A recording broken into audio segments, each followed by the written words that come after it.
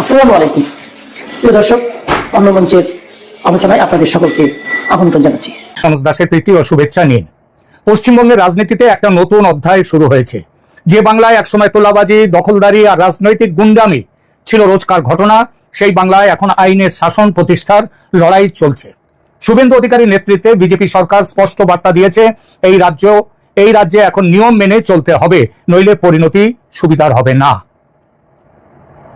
আর এই প্রেক্ষিতেই গতকালের ঘটনা, কংগ্রেস নেতা হুমায়ুন কবির, যিনি কিছুদিন আগে বড় বড় হুঙ্কার দিচ্ছিলেন, আজ তিনি সাংবাদিকদের দেখে পালাচ্ছেন, গলার স্বর নেমে গেছে।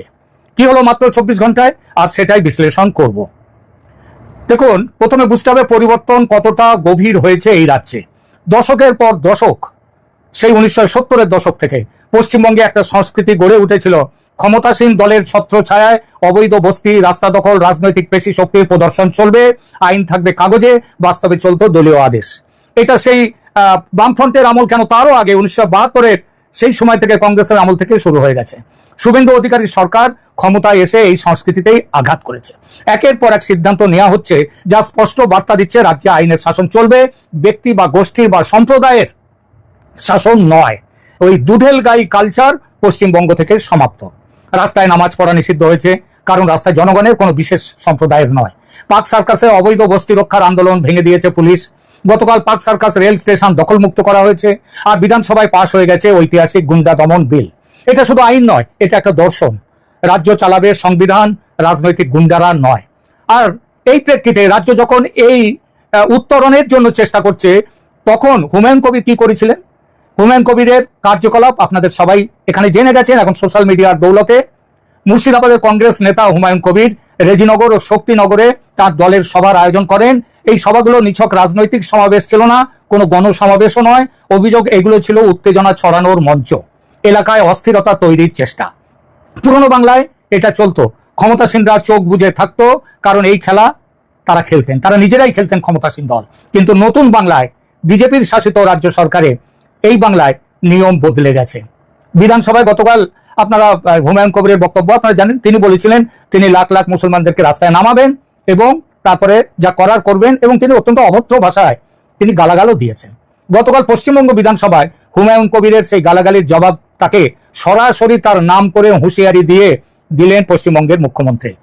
মুখ্যমন্ত্রীর বার্তা একেবারে পরিষ্কার, রাজনীতির নামে গুন্ডামি এই রাজ্যে আর চলবে না। এবং এটা যে শুধু কথার কথা, তা কিন্তু কথার কথায় থেমে থাকেনি, শুধু কথায় থেমে থাকেনি। তিনি গতকালই বলেছেন, আগে প্রথমে হুমায়ুনকে গ্রেপ্তার করার আগে, হুমায়ুনকে ধরার আগে তিনি ধরবেন ওই সভা দুটো কারা করেছিল, যারা আয়োজক ছিল তাদের ধরবেন। এবং সেই বলার সঙ্গে সঙ্গে গতকালই পুলিশ সক্রিয় হয়েছে। রেজিনগর ও শক্তিনগরে হুমায়ুনের সভার আয়োজকদের বেশ কয়েকজনকে গ্রেপ্তার করা হয়েছে।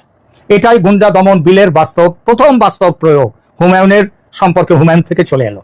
বিধানসভায় আইন পাশ হয়েছে, আর মাঠেও সেই আইন কার্যকর হয়ে গেল। কথা আর কাজ একসাথে চলছে, এটাই নতুন বাংলার ছবি।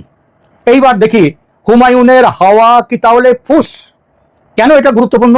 সবচেয়ে আকর্ষণীয় প্রশ্ন, হুমায়ুন কবির হঠাৎই তার উচ্চগ্রামের সেই সমস্ত হুঙ্কার, সেগুলো ভুলে গেছেন। গতকাল যখন সাংবাদিকদের সঙ্গে কথা প্রসঙ্গে তিনি একবার বলেছেন যে শুভেন্দু অধিকারী যে তিনজনের নাম করেছেন, তিনজন তাদের নাম করেননি, মোটামুটি বুঝিয়ে দিয়েছেন। সন্দেশখালীর শাহজাহান শেখ, তারপরে ক্যানিং এর শওকত মোল্লা এবং ফলতার জাহাঙ্গীর খান, এই তিন মহারথী মহাগুন্ডা, তাদেরকে তিনি একদম প্রায় নাম করেই বুঝিয়ে দিয়েছেন যে তারা আজকে কোথায় চলেছে।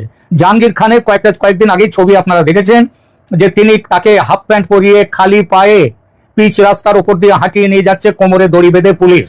মাঝে মাঝে তিনি কান ধরছেন নিজের, আবার মাঝে মাঝে তিনি রাস্তায় উঠবোস করেছেন কান ধরে। ইনি ছিলেন সেই কুখ্যাত বা বিখ্যাত পুষ্পা। বলছেন পুষ্পা ঝুঁকেগা নেই, সেই কথাও গতকাল বিধানসভায় বলেছেন শুভেন্দু অধিকারী। আর সেই কথার পরেই হুমায়ুন কবিরের হাওয়া ফুস। যেরকম সাংবাদিকদের তিনি বলছেন যে তিনি ওই যে তিনজন, শাহজাহান, জাহাঙ্গীর, শওকত মোল্লা, এদের মতো, এদের চরিত্রের নন তিনি এদের গোত্রের রাজনীতিবিদ নন। তিনি কোন গোত্রের? তিনি যে কথাগুলো বলেছেন, সেই কথাগুলো তিনি নিজে একটু শুনে যদি বলেন যে এটা তিনি ওদের গোত্রের নন, তিনি আলাদা গোত্রের, বলতে পারবেন? আর যদি বলেন যে না আমি ওদের গোত্রের নই, আমি আলাদা গোত্রের, তাহলে বুঝবো যে উনি গুন্ডা বলতে কাকে বোঝায় এবং উত্তেজনা সৃষ্টিকারী বলতে কাকে বোঝায় তিনি জানেন না। তাহলে প্রশ্ন হচ্ছে হঠাৎ কেন হুমায়ুনের হাওয়া ফুস হয়ে গেল, তার গলার তেজ নেমে গেল? একটা জায়গায় সাংবাদিকরা তাকে জিজ্ঞেস করছে, প্রশ্ন করছে, তিনি তার উত্তর না দিয়ে পালিয়েছেন পর্যন্ত, এমন ঘটনাও গতকাল আমরা দেখেছি। কারণটা কি? কারণটা সহজ, পুরনো খেলার নিয়ম বদলে গেছে। আগে সবচেয়ে বড় গুন্ডা যিনি, তিনি ছিলেন ক্ষমতায়, তার নাম মমতা বন্দ্যোপাধ্যায়। গত 15 বছর আগের সরকারের আমলে একটা অলিখিত নিয়ম ছিল, বিরোধীরা মানে হুঙ্কার, বিরোধীরা নয়, দলের যারা রয়েছে তারাই হুঙ্কার দেবে, যারা আইনের শাসন প্রতিষ্ঠা করার কথা যাদের, তারাই হুঙ্কার দেবে, তারাই সমস্ত বদমাইশি করবে, আবার তারাই মামলা করবে, চলে যাবে রাজ্যের টাকা খরচ করে, চলে যাবে দিল্লিতে সুপ্রিম কোর্টে। এই সরকার সেই খেলা খেলছে না। হুমায়ুন এটা বুঝতে পেরেছেন যে তার সভার আয়োজকরা গ্রেপ্তার হয়েছে। পরের পদক্ষেপ কোথায় যাবে শুভেন্দু অধিকারী মুখ্যমন্ত্রী হিসেবে সেটাও স্পষ্ট করে বলে দিয়েছেন। সেটা বোঝার জন্য রাজনৈতিক বিশেষজ্ঞ হতে হয়নি, আর হুমায়ুন এত বোকাও নন। তার বিরুদ্ধে শুধু যে উত্তেজনা ছড়াবার মামলা আছে তা নয়, তার বিরুদ্ধে 100 কোটি টাকা ওই বাবরি মসজিদ তৈরি করার নামে তিনি তুলেছেন বাজার থেকে, এই নিয়ে তার বিরুদ্ধে মামলা রয়েছে, এফআইআর করেছে কিন্তু মুসলিম সম্প্রদায়ের যারা, তারাই। এখন সেই সব মামলাও চলে আসবে। শুধু গুন্ডামি নয়, তিনি 100 মানুষকে ভাওতা দিয়ে, মুসলমানদের ভাওতা দিয়ে যে 100 কোটির ওপরে টাকা তিনি আদায় করেছেন বাবরি মসজিদ তৈরি করার নামে, সেই ব্যাপারেও তাকে ফাঁসতে হবে। তাই এটা তিনি বুঝে গেছেন যে তিনি তার বড় বড় কথায় আর কাজ হবে না, তাই সাংবাদিক দেখলে পালাচ্ছেন, মাইক এড়িয়ে যাচ্ছেন, গলার জোর হঠাৎ নেমে গেছে। এটাকে বলে কি জানেন? এটাকে বলে ব্লাফ, ধরা পড়া।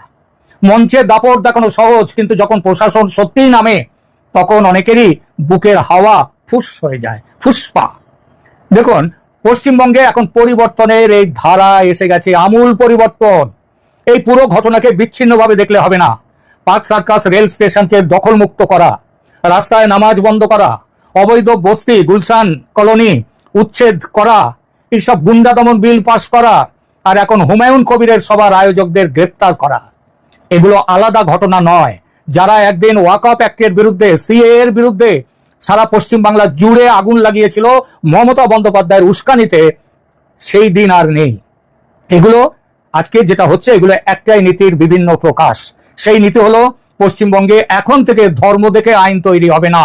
আইন সবার জন্য সমান, কোনো ধর্ম, কোনো দল, কোনো নেতা, এর জন্য আলাদা কোনো নিয়ম নেই। এটা সহজ কাজ নয়। দশকের পর দশক যে সংস্কৃতি আমদানি হয়েছে পশ্চিমবঙ্গে, পশ্চিমবাংলাকে ধ্বংসের পথে নিয়ে গেছে, শ্মশানে চিতায় তুলে দেওয়ার ব্যবস্থা করেছে পশ্চিমবঙ্গকে, তার জন্য তাকে সেগুলো পাল্টাতে গেলে প্রতিরোধ আসে। হুমায়ুন কবিরের মতো নেতারা এই প্রতিরোধের প্রতিনিধিত্ব করছেন। মুসলমানদের সাম্প্রদায়িক সেন্টিমেন্ট জাগিয়ে তুলে রাজ্যে গোলমাল সৃষ্টি করার চেষ্টা করছেন। তারা চাইছেন পুরনো দিনটা ফিরে আসুক, কিন্তু গতকালের ঘটনা দেখিয়ে দিয়েছে সরকার কিছু হচ্ছে না, ঘটবে না। পশ্চিমবঙ্গ বদলাচ্ছে, এই পরিবর্তন মসৃণ হবে না, কিন্তু একটা জিনিস পরিষ্কার, আইনের শাসন আনতেই হবে। এটাই নতুন সরকারের নতুন বাংলা গঠনের ভিত্তি। সেখানে হুমায়ুন কবির, আবার আজকে দেখলাম যে ওই সিদ্দিকুল্লাহ চৌধুরী, তিনি মমতার আমলের গ্রন্থাগার মন্ত্রী ছিলেন, তার আগেও বহুকাল ধরে মন্ত্রী, তিনিও বলেছেন যে মুসলমানরা জাগবে। 50টা পশ্চিমবঙ্গ, কলকাতাকে ঘিরে 50টা জায়গায় 5 লাখ করে মুসলমানদেরকে তিনি নিয়ে এসে বসাবার চেষ্টা করে দেখুন সিদ্দিকুল্লাহ চৌধুরী। আসলে মুসলিম ভোট ব্যাংকটা কে দখল করবে সেইটা নিয়ে এখন মুসলমান নেতাদের মধ্যে কামড়াকামড়ি শুরু হয়ে গেছে।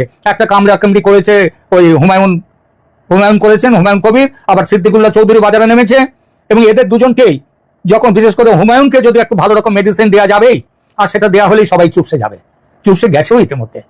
সুতরাং এই সরকারের কাছে ধানাই পানাই করে কোনো লাভ হবে না।